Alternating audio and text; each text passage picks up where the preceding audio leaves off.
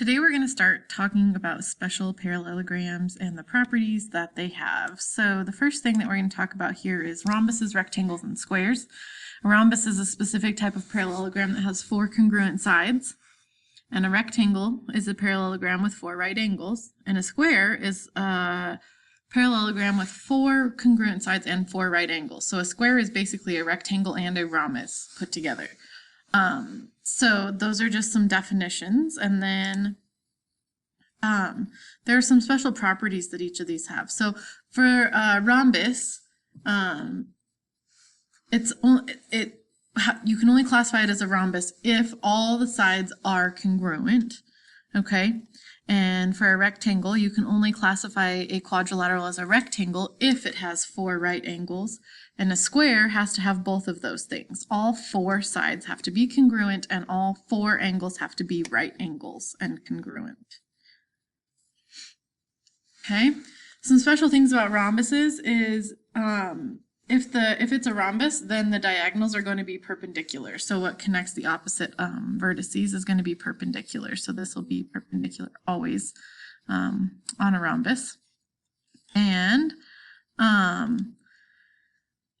if it's a parallelogram is a rhombus if and only if each diagonal bisects a pair of opposite angles. So what that really means is this diagonal from A to C here, it bisects these angles. So like it cuts angle C in half. So both of those pieces are equal. And like same thing here with DB, it bisects both of those, okay? A rectangle has congruent diagonals, okay? So if AC is one length, then BD will be that same length. They are congruent if it is a rectangle. Okay, so we can use those then to find different parts and pieces here. So it says it's a rhombus, so we know that it bisects here. So this is 61 degrees as well, which means these are both 61 degrees. And then this has to be perpendicular. And so if this is a rhombus, then we know that, that equals 360 degrees. So we can then do 360 minus 61 times 4, because there's 4 of them. Okay, 1, 2, 3, 4, and that'll give us the remaining angles, and then we can divide that by 4. So 360 minus 244 is 116. And so we know that all these four angles, 1, 2, 3, 4, added together equal 116. So if we divide it by 4, so if we do 116 divided by 4, we get 29 degrees. Okay, so we know that angle 1 is 90 degrees. Angle 2 is equal to 61 degrees. Angle 3 is equal to 61 degrees, and angle 4 is equal to 29 degrees. Okay, so now it asks, what is the measure of angle ADC and BCD? So we can just figure that out. So ADC is this right here, and we know both of these are 29. So we just double 29, which gives us 58. So angle ADC is equal to 58 degrees. And we're just using what we know about angles in quadrilaterals as well as specifically rhombus here. And then angle BCD is double the 61 degrees right there. So it's going to be 122 degrees. Okay. So again, we're going to use what we know about rhombuses and the quadrilaterals adding up to 360 degrees. So the first thing I'm going to do is 360 minus 2 times 118. Okay.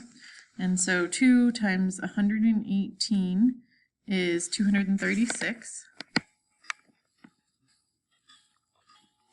And so if we subtract 360 minus 236, we get 124. And so then we know we have these four angles that are congruent. And so angles 1, 2, 3, and 4 are all going to be whatever 124 divided by 4 is. And that's 31. And so angle 1 is equal to 31 degrees. Angle 2 is 31 degrees. Angle 3 is 31 degrees. And angle 4 is also 31 degrees because of what we know about rhombuses. Rhombi. Okay, now we're going to use some properties of rectangles. Okay, and so the opening must be a rectangle given the measurements in the diagram. Can you assume that it is? And the answer to this is no, okay? And the reason is because we need to know that there are 4 right angles in a rectangle, and right now we have enough to conclude that it's a parallelogram, but that's it. Okay, so you measure the diagonals, so the diagonals like this, and one of them is 54.8, and one is 55.3. You can conclude that it is not a rectangle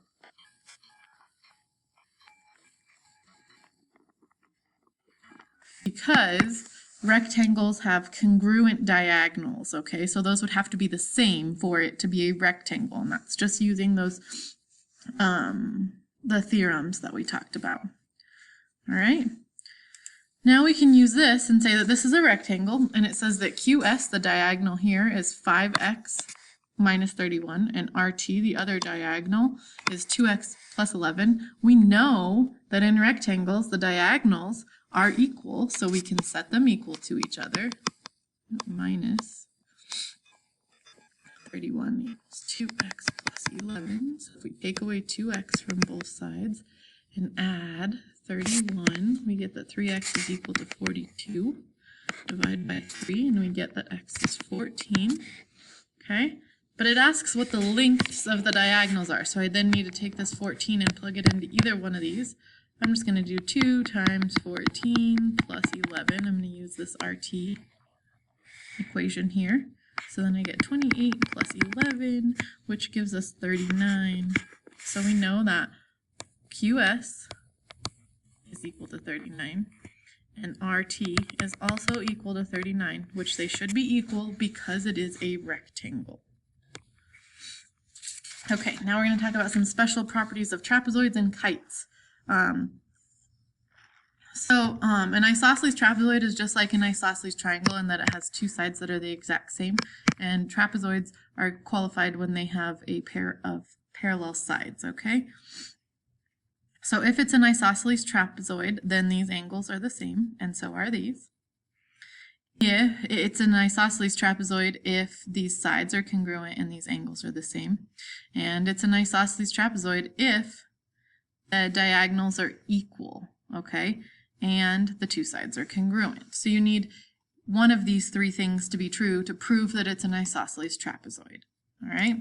And then, just like when we talked about triangles and mid-segments, it works for trapezoid mid-segments as well. They're if it's parallel to both of the bases, then the length is 1/2 the sum of the bases, okay? So if we add these together and divide it in half, then it would give us this length here. Okay, and we'll use it, so just stick with me here.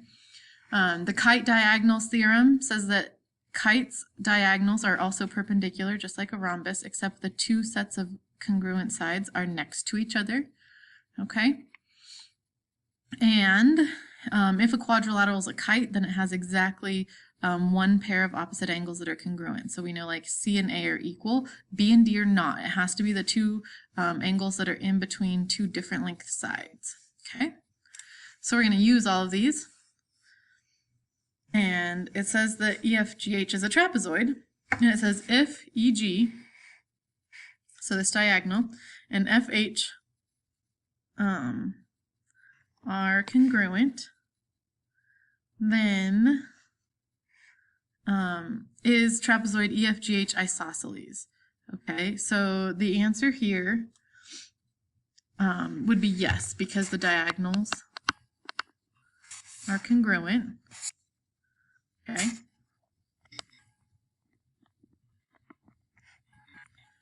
And there's a set of parallel sides. Okay. Then the next question says if HEF is 70 degrees, so I'm going to label that 70 degrees, and FGH, so this one right here is 110 degrees. Is it isosceles? Is this trapezoid isosceles? And it's yes, because then these base angles would be congruent. Okay.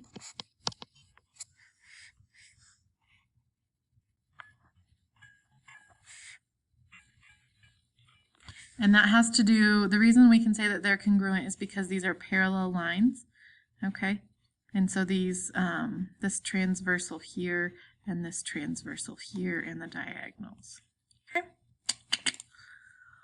Okay, if it's the midsegment, we can then use the midsegment theorem and say that if we know that MN would be equal to 1/2 112 plus 28. So we add the two sides together and then take half of it. Okay, so that would be 1/2 of 40, and that's what MN is. Okay, and so then MN is equal to 20. Okay. So next thing here is that we want to find the measure of angle D in the kite shown. And so what we know about angle D and F is that they're congruent and that this is a quadrilateral. So we could do 360 minus 115 minus 73. And then we get 172. And so then we know those two angles added together is 172 and they're congruent.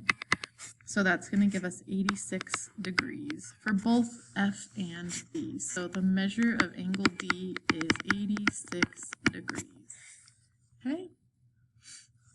All right. So when we're identifying these special quadrilaterals, this is a great little flowchart you can use. These are all quadrilaterals, anything with 4 sides. Okay?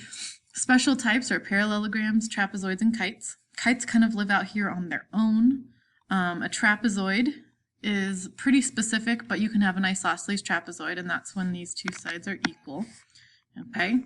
Parallelograms, there's a lot of different types of parallelograms. Okay. Rhombus are the special parallelograms where all 4 sides are equal, but they're not necessarily right angles. Rectangles are parallelograms with 4 right angles in them. And a square is a specific type that can be classified as a rhombus with 4 equal sides and a rectangle. Okay, so looking at these pictures now, and you can look back at that flow chart, we're going to talk about the types these each are. Okay, so this one we have 2 sets of congruent sides, but they're right next to each other, so that's a kite. Okay.